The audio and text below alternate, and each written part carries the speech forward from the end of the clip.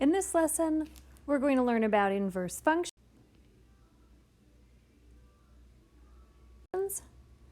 Specifically, how are a function and its inverse related? So let's talk about what an inverse relation is before we talk about whether or not it's a function. So first of all, an inverse relation just interchanges the domain and the range. Okay, so your inputs and your outputs are going to flip-flop.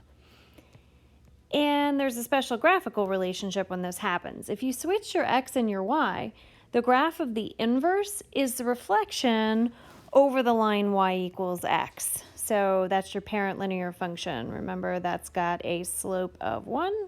Okay, so it's going to reflect across that diagonal line. So let's look at what the inverse of the given relation on your screen would be. So all that's going to happen is in each of these ordered pairs, your x and your y values are going to switch. So it'll be 6, 0, 4, 1, 2, 2, and 0, 3. Let's slide this over. 0, 3, and I'm going to put this back in set notation. Now, this notation right here, it looks like f to the negative first power. It's not f to the negative first power. It's read as f inverse. Now, some functions are going to have inverses that are also functions, but not always.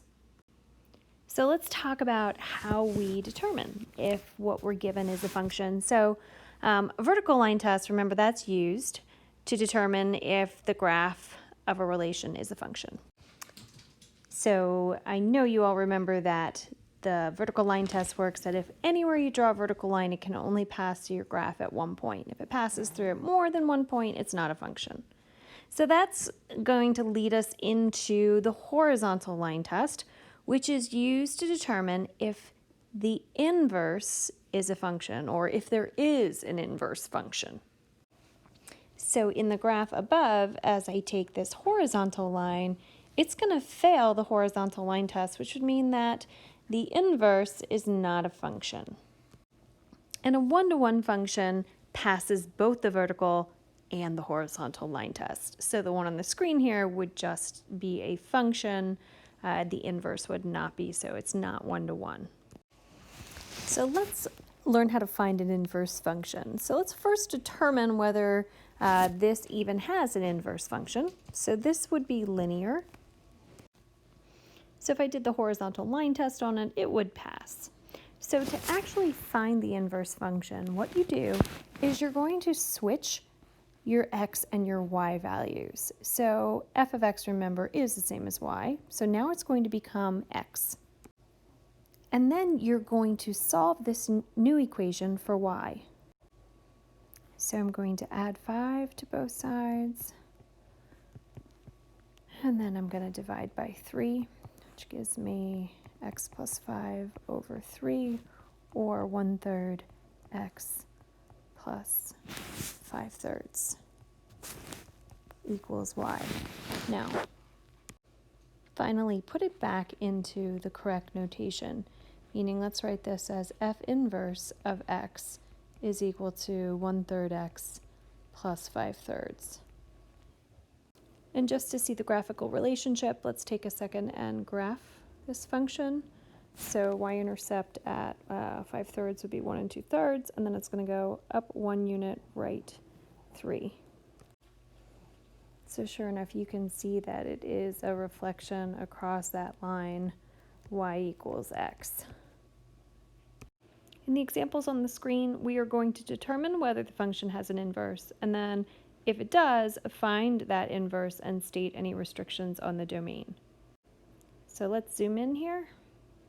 So this first one is a radical function, the square root of x minus 5. So this, you can enlist the help of a graphing calculator if needed, but it's going to begin at 5, 0, and then it's going to have a point at 6, 1. So it's going to, it almost looks like half of a parabola. So I'm going to say that yes, it has an inverse function because it passes the horizontal line test.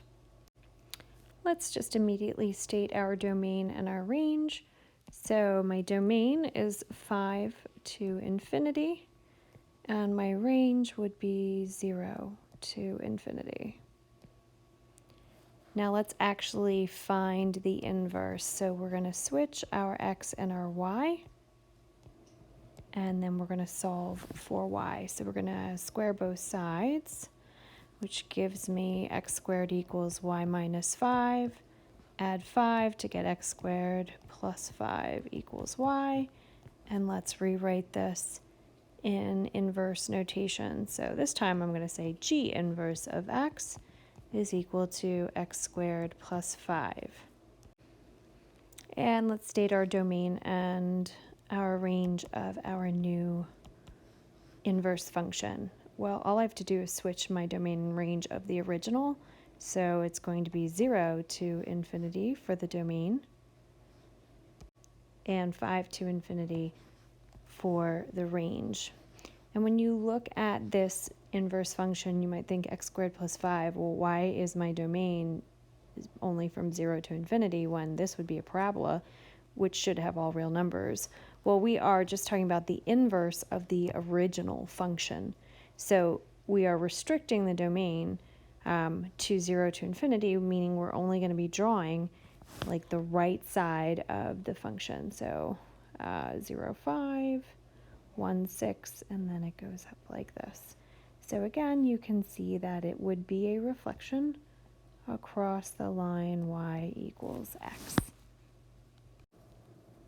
So this is a one-to-one function because it passes both the vertical and the horizontal line test, so it has an inverse. So we are going to calculate the inverse by switching our x and our y, and we're going to need to solve this by multiplying both sides by the negative y plus 2, the denominator, which gives me y minus 1 on the right, and I'm going to distribute this x to get negative xy plus 2x on the left. I need to isolate my y's, so I'm going to bring my y's to one side. I'm going to subtract y, and I'm going to subtract 2x to bring it to the opposite side, giving me negative xy minus y equals negative 1 minus 2x. And I'm going to factor out a y to get negative x minus 1 equals negative 1 minus 2x. And then I will divide by this binomial to isolate my y, which gives me y equals, and I notice everything's negative, so I'm not liking that. So I'm going to factor out a negative 1 in the numerator to make this 1 plus 2x, or even 2x plus 1 over, I'm going to do the same in the denominator, factor out negative 1, which gives me x plus 1 in the denominator. And finally, I'm going to say that f inverse of x, and I'm going to clean this up. My negative 1's would cancel. I'm going to write my numerator as 2x plus 1 over x plus 1. And finally, the second set of directions was to state any restrictions on the domain. So I can see in my original one, I need to consider the range. So in my original function, it looks like I have a horizontal asymptote at y equals negative 1. I can also see that by, if I had generalized my original function, it would, as x gets larger and larger, it's going to look the same as x over negative x, which would just become negative 1. So definitely a break in the range there. So then in my inverse, that's going to be the break in the domain. So my new domain would be negative infinity to negative 1 union negative 1 to infinity. In number 3, h of x equals the absolute value of x minus 4. Remember, absolute value functions make a v, and this would be the parent function that's just shifted down. Okay, so let's first of all verify that it has an inverse. passes the vertical line test, but definitely fails the horizontal line test. So this is not 1-to-1. So h inverse of x does not exist.